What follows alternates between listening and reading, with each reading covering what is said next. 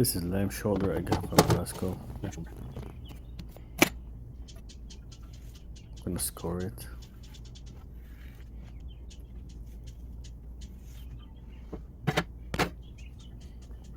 For a binder, I'm using yogurt.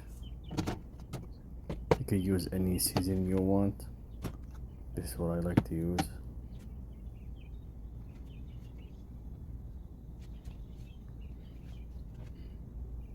Gonna smoke it. This is after like 3 hours. Nice spark, nice color. Gonna wrap it with parchment paper and tin foil. Probably for another 60 hours.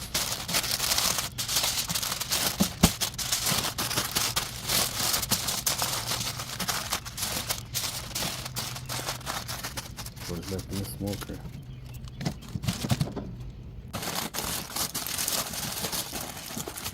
Fall off the bone after 3 hours. Enjoy.